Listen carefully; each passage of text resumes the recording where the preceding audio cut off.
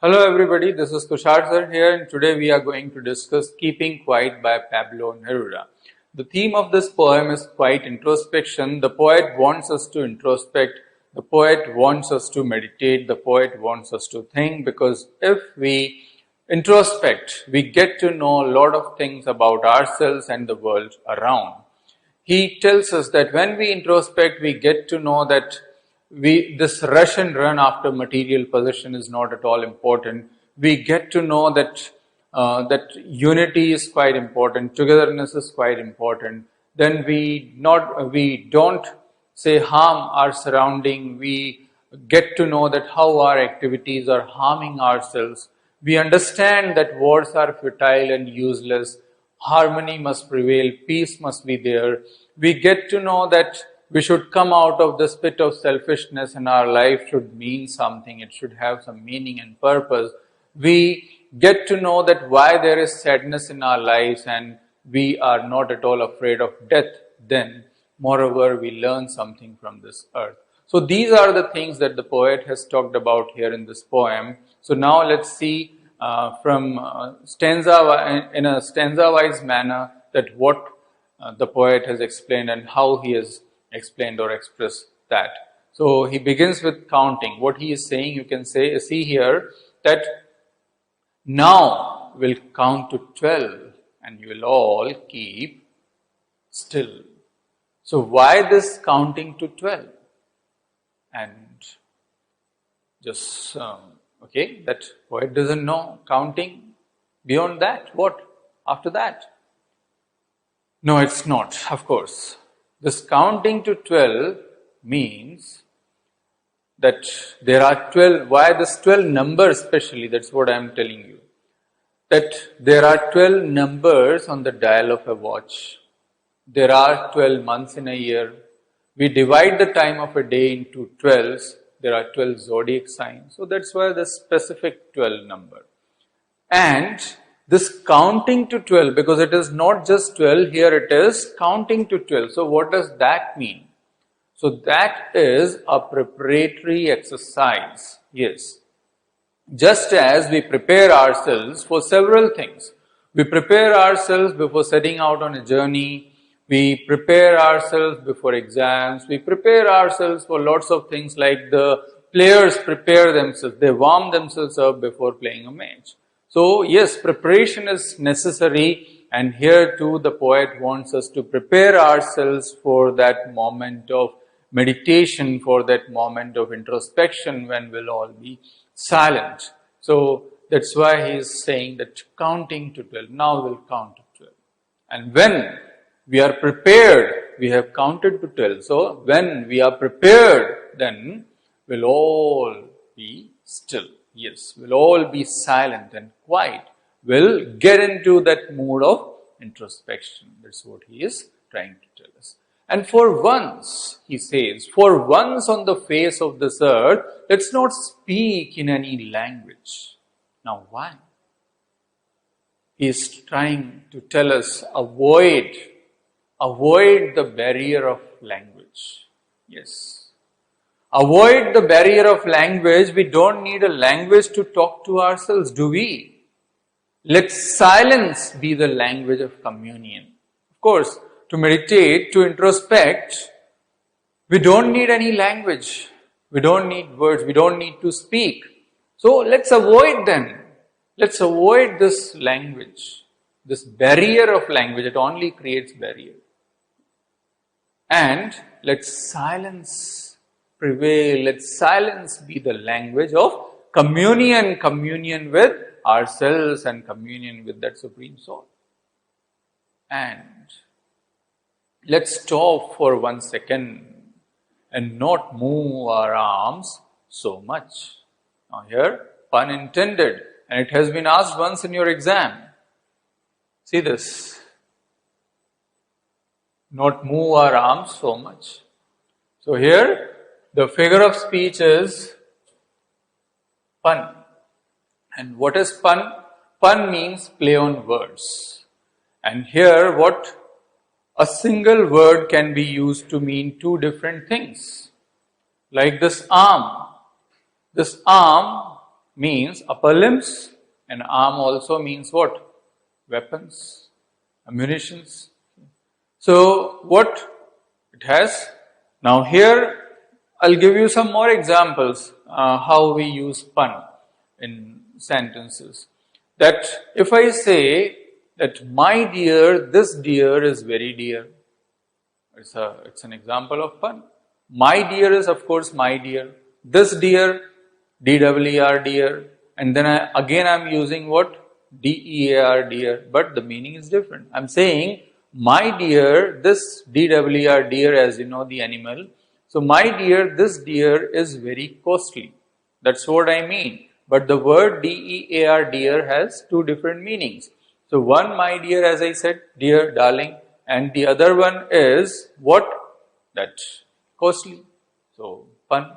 Same way if I say a tiger moves from sports to sports, but it never changes its sports. So sports to sports, places to places, and sports that flex on its body. So that too is an example of. So similarly here, arms, and it has been, as I said, once asked in your exam.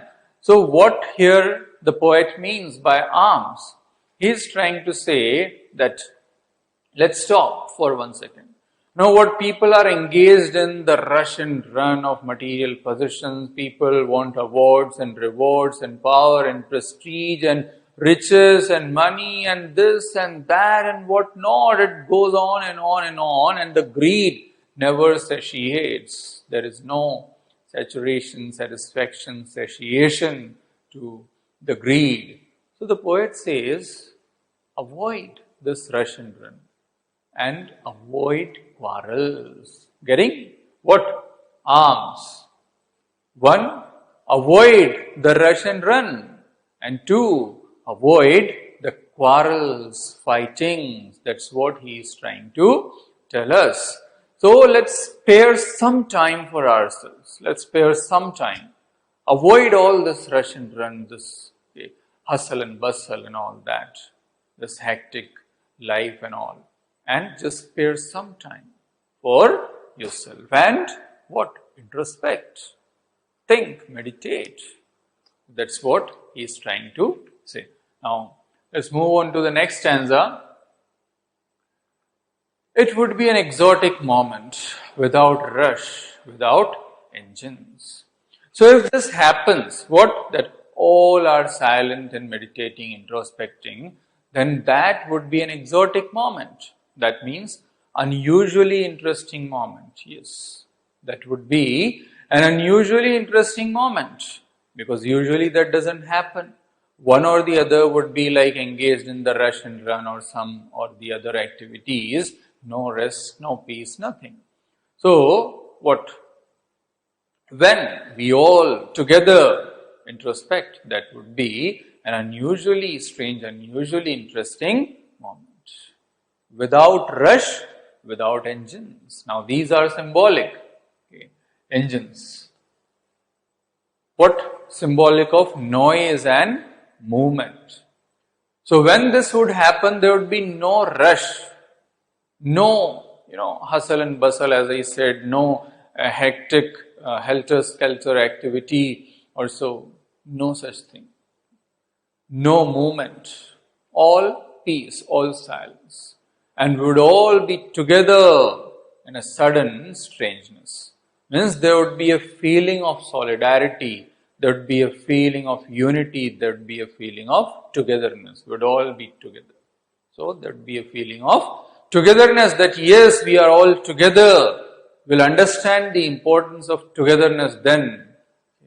Otherwise, we don't have time. We don't have time to think about all these things which we consider to be small, but they are not small, they are very big and important. So that is what the idea is. The poet is trying to tell us that what you avoid. Now, let's spare some time to think about those things, because they are very important. So, in a sudden strangeness, why in a sudden strangeness? So here we can see this alliteration. You can see that similar consonant sound here. So this is an example of alliteration. So that is their atmosphere. is all strange. As I said, generally it doesn't happen that all are silent and together introspecting and meditating. So when this would happen, it would really be a strange moment. Yes. And we will have several realizations. We'll come to understand several things. And what is that? The fishermen in the cold sea would not harm the whales. Now, this cold sea. What is this cold sea? This cold sea means indifferent world. Yes, we are living in an indifferent world. So let me explain this first. The fishermen, these are images actually. The fisherman and the man gathering salt, these are images. We people, the poet is talking of we people. That what happens that we go on harming the nature and we don't realize that how our activities are resulting in the harm to nature. We are destroying our surroundings and nature and we don't realize. The fishermen, they go on catching more and more in the greed, out of greed, that the more they collect, the more they get what? Money. So out of that greed. But in that process, now it doesn't matter whether they wrote, it doesn't matter, yes. But they want to collect more, they want to catch more. So in that process, what is happening? They are destroying nature, they are harming nature. And why? Because we are living in a cold sea. That is, we are living in an indifferent world, means we have become unsympathetic. We have no sympathy and no empathy for others. We have lost all fellow feelings. Just as we see the situations in metro cities, that people don't know, like even their neighbors. They don't know who is living beside them, who is living next door to them. They don't know. So that is the situation. So no fellow feeling. We see people dying on the road, and what others do? They simply make a video of that and then just post it on some social media. So people have turned to stone. They have no feelings at all, no emotions at all. They have become like that. And that's why they remain unmoved and unaffected.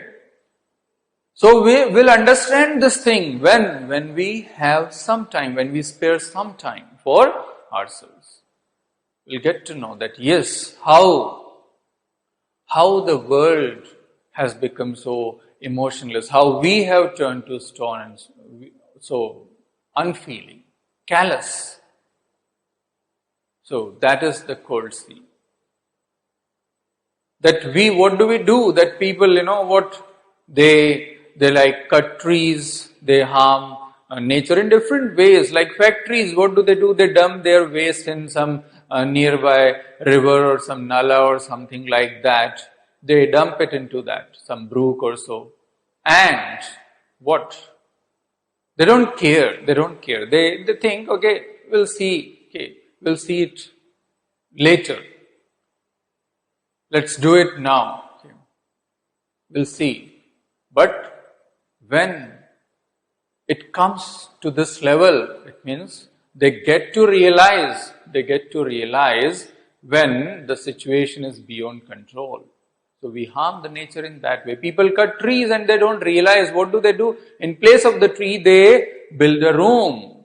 At least they'll get 5,000, 6,000 or something in rent per month. So they see that 5,000 per month or some amount per month, but they don't see that what will be the consequences of that act. You see the condition in Delhi. Yes, people have built what? Rooms after rooms after rooms. And all the, it's a concrete jungle there. Yes, it's a concrete jungle, a concrete forest. And the situation, we know there that it is worst, one of the worst polluted cities. So, we need to understand. When will we understand? When we introspect. And that's why the poet is asking us to introspect. And then the man gathering salt would look at his hurt hands. That means what?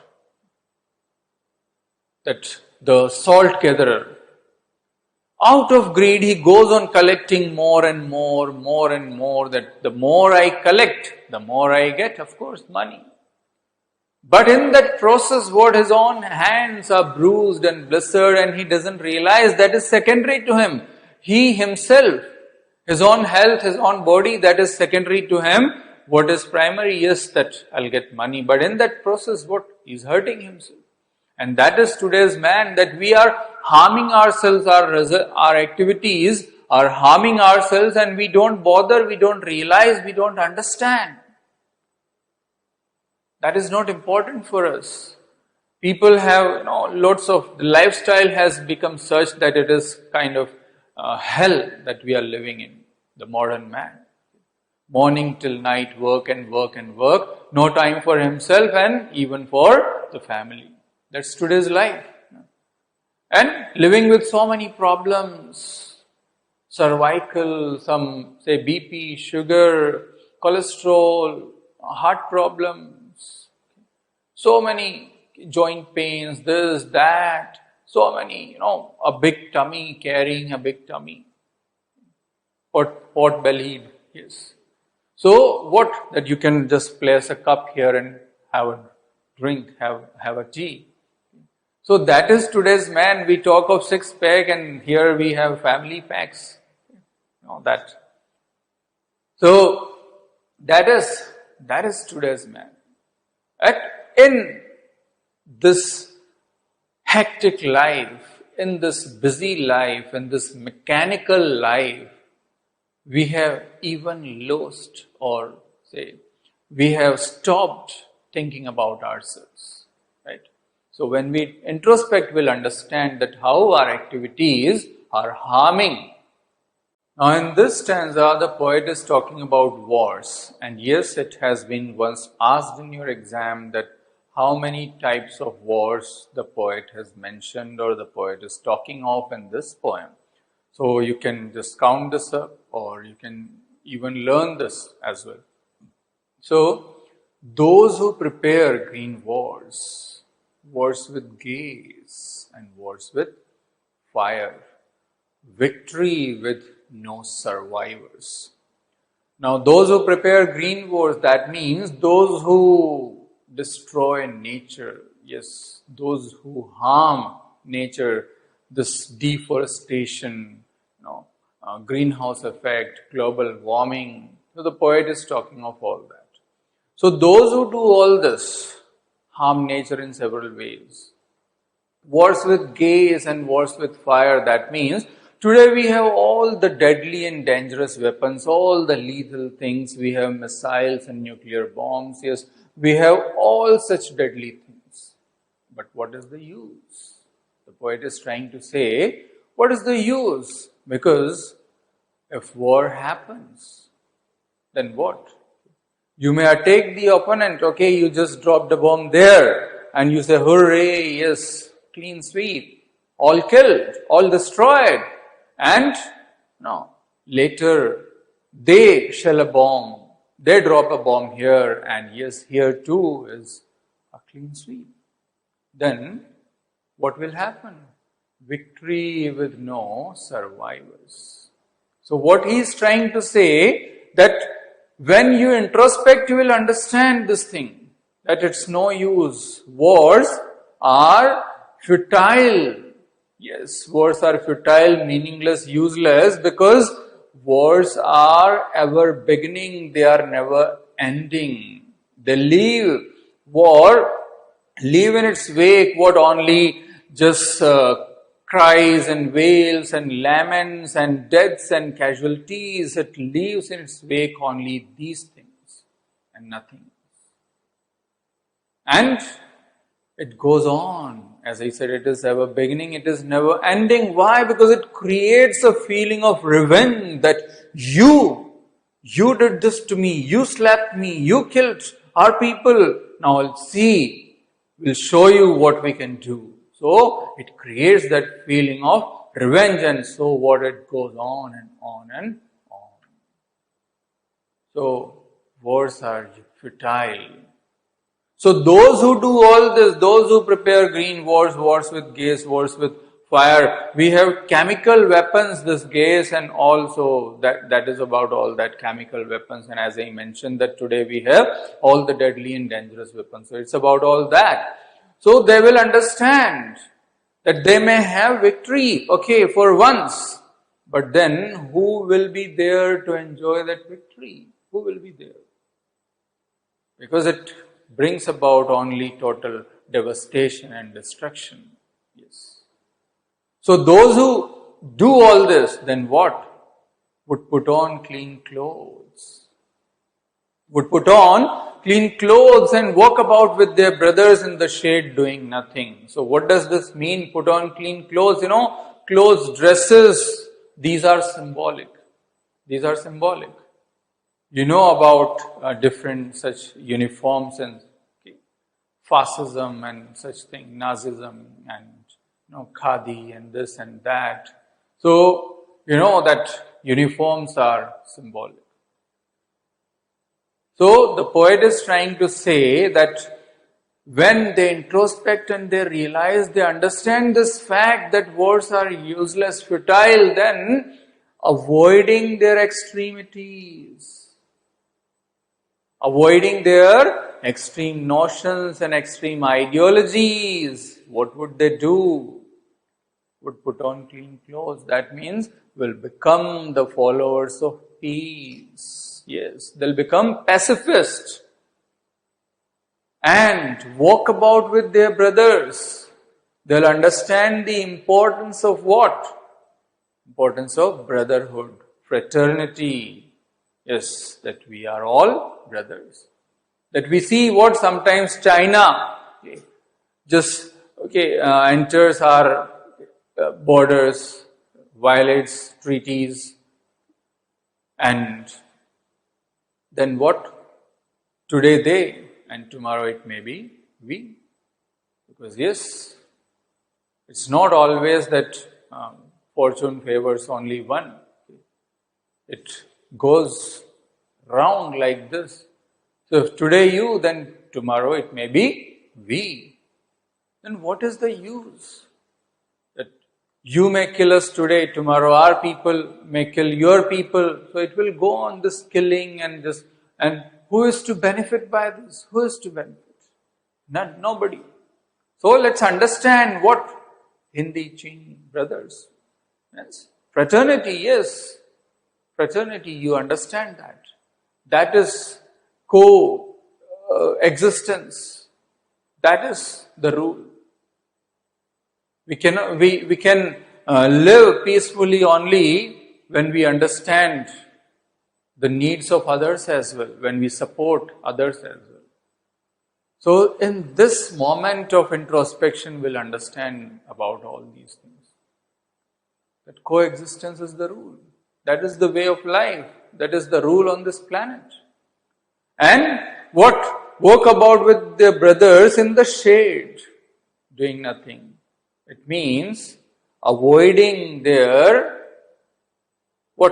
destructive activities, doing nothing. Avoiding destructive activities, what? In the shade, that means in a peaceful atmosphere, in a harmonious atmosphere, they will just live. So, this is the importance of introspection, that you understand such things, such very, very important, very fine things that otherwise you don't pay attention to. And now, in the next stanza, the poet is saying that what I want should not be confused with total inactivity. See, don't confuse my words with total inactivity. I don't want you to be totally inactive. Don't think that, that Pablo Neruda has said that now introspect and meditate, so just keep aside everything, just put aside everything, and now I'll meditate, I'll introspect. So the poet is saying, see, I'm not saying so. I don't want you to be some Baba or some saint or hermit like. No, not at all. I'm not asking you to be like that. I just want you to spare some moments for introspection. Yes. I don't want you to be a recluse, live a life of hermit. Not at all. Just some time, some moments to introspect. And see, life is what it is about. So total inactivity, I must clear it. He doesn't advocate at all that you become all lazy, leave everything, only introspect and meditate, do nothing. No. Life is what it is about, means life should have life. That is liveliness. Yes. There should be liveliness, that there should be activity in our life, some meaning, purpose. I want no truck with death.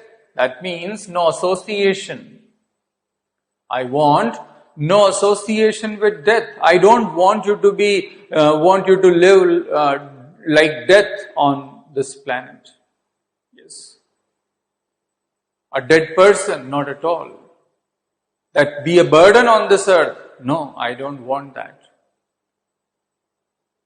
That death in life, not at all. I don't want that to be, to you to be death in life. Living like a dead person, unproductive, unwielding, no. It should be what? Productive, creative, constructive. Life should have some purpose, some meaning. So that's what he wants. So now the poet is saying, if we were not so single-minded about keeping our lives moving, that means we are single-minded. What he's saying, if we were not so single-minded, that means we are single-minded. We are selfish. We are trapped in the cell of self. We are egocentric, we are egomaniac, we are egoistic, and we are egotistic. Ego. We are just captured in that. We are captive of that, our ego, our self, selfishness. So if we were not so, if we were not that selfish, if we can come out of that pit of selfishness for once, because otherwise what? We only think of our own progress, our own advancement, that I should move ahead now, whether at the cost of somebody else, doesn't matter. Whether like just trampling or stampeding or just harming others, doesn't matter. Only, yes, I should move ahead. I should make progress. Even by killing somebody else doesn't matter. So, yes, if we were not so single-minded about keeping our lives moving, it means if we can come out of that selfishness, that self-centeredness, and for once could do nothing. For once could do nothing. That means for once if we can sit still, yes, sit all still and meditate, introspect. Just close your eyes and start meditating, introspecting. Then what? Perhaps a huge silence might interrupt the sadness of never understanding ourselves. That means the poet is trying to say, in that silence, in that moment of meditation, we'll understand the sadness in our lives, that there is sadness in our lives. Why? Because we don't understand ourselves. That's the main reason of sadness in our lives. We are sad. Why? Because we don't know ourselves. That what our potential is, what our abilities are, what our capacities are, we don't understand. We expect beyond all that perhaps sometimes, or we don't know what weaknesses we have, and so what? We fall prey to such things. We become sad, we become gloomy. That's the reason. Now I'll give you an example. You prepared very well for a test, you studied very late at night, and you just avoiding your sleep even properly, and you studied. And what happened? The test was not at all very good for you. You didn't fare well in the test. And definitely what it makes us upset. And then what? If we just linger in that mood. See, either the paper was really very difficult, And so how should we analyze? I'm telling you all that, and I'm telling you the reason of this sadness. So what, that paper was really quite difficult, and so what the merit will be as per that, means if in easy paper merit can go up to 99% or so or whatever, in difficult paper the merit will come down. So what it means, you are at the same level almost, that whether difficult or easy, you did as per your capacity or as per your potential. More or less, I'm taking in that way. So why should we bother them? Why should we be sad? Or what, that, okay, I worked very well, I prepared very well, I did it to my best. Now, okay, if I couldn't fare well, fine, I accept, okay, no problem at all. I'm happy with what I could do and what I did. I'm happy with that. Or, I did everything, I studied all the things, I didn't leave even just a minute thing or just even a small topic, I covered all, and still I couldn't fare well. Now what could be the reason? Now need I think about my strategy, that do I lack there? Do I need to work on my strategy? What? So it means, then where is the room for sadness? Either the paper was difficult, so difficulty was for all. And so your merit, okay, if you were scoring 99 earlier, then you may score a bit less, but then the others also will score less in general. So then it's okay. Or that you prepared well as per to the best of your capacities, to the best of your abilities you prepared. So then it's okay, you accept whatever it was, you accept that. Or now you understand that yes, there is something where I can work. Yes, you can work on the strategy. You get that. So then where is the room for sadness? So the poet says, when we introspect, we understand all these things, that we don't need to be sad at all.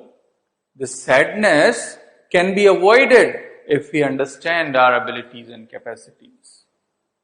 And then we won't be afraid of even death. It means the poet is trying to say that people are afraid of death. Yes, people are afraid of death. In general, if you ask people, are you afraid of death? Nobody would say, or say very small number of people would say that yes, they are afraid of death. And otherwise, most of the people would say they don't fear death. But when you are face to face with death, then yes, people fear death. That is the truth. When you are face to face with it, you fear death. That is the reality. Then people want another lease of life. People don't want to die at the time. They would they would talk to, or they would just request or plead to the god of death that, oh Yamraj, please, not this time, some other time. I don't have time even to die. I'm so, entangled. So that is the truth. People fear death because people have entangled themselves in so many things that, dreams and desires and so many other things that people fear. It obsesses them. So then, but can you avoid it? Of course not. It is inevitable. It is inevitable, unavoidable. Even if you fear it will be there, then why fear? Let it come here whenever. You cannot avoid. So let's accept the truth, the fact, the reality, and just move on with that. And now, the poet says, perhaps this earth can teach us. No, it's about this earth. So perhaps this earth can teach us, when everything seems dead, later proves to be alive. Now what does that mean? That this earth, is revolving, rotating. Do we realize? Is there anybody who thinks or who feels that yes, it's going on like this, round and round and round? Is there? Of course, nobody. And if there is any, then there is some problem with that person. We don't realize that earth is continuously, it is, revolving and rotating. So what does it tell us? That there can be activity even in seeming stillness. Yes. We can be creatively active, we can be constructively, innovatively active. It doesn't mean that only just rush and run. Yes, only that means life and activity. No. You can be constructively active, you can be innovatively active. So, 1. And 2, earth never stops. Earth never stops. Like, okay, that lots of people died there. There has been some disaster or some catastrophe or something like that, and thousands of people have died. So I should, go and just lament and wail and weep, and then I should move on. No, earth never stops. And even not that, okay, is that some celebration is going on, people are dancing and merrymaking and having some party and this and that, and I should go and just dance and just on some numbers, and yes, I should celebrate. No. Earth doesn't stop even there. So then what should we learn from this earth? And what does this mean when everything seems dead, later proves to be alive? Everything is happening simultaneously here on this earth, on this planet. Life and death, creation and destruction, light and dark, day and night, yes, all this is happening. So everything seems dead and later proves to be alive. So we need to understand what? Keep moving, don't stop. Because stopping is death and moving is life. We have to move on like that always. That is life. That is what we have to learn from this. And finally, what the poet says, now I'll count to 12 and you will all keep quiet and I'll go. What does that mean? That finally he has prepared us for that moment of introspection, for that moment of silence, meditation. And now, after that, as we are all prepared for that, now the role of the poet is over, so he'll leave. So that's what he is saying here in this poem. I think the idea is very much clear that what he has tried to convey, importance of introspection has been explained and stressed here in this poem. So, now let's discuss some important questions from this poem. As you can see here, first one, according to the poet, what is it that we can learn from nature?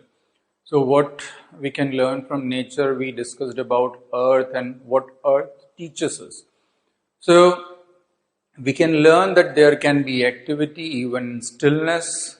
We can learn that we should never stop, we should keep moving because stopping is death and moving is life. That's what the earth teaches us. It goes on and on and on. It never stops. So these are the things that we have to learn, and you can modify it as per the question and bit more explain this.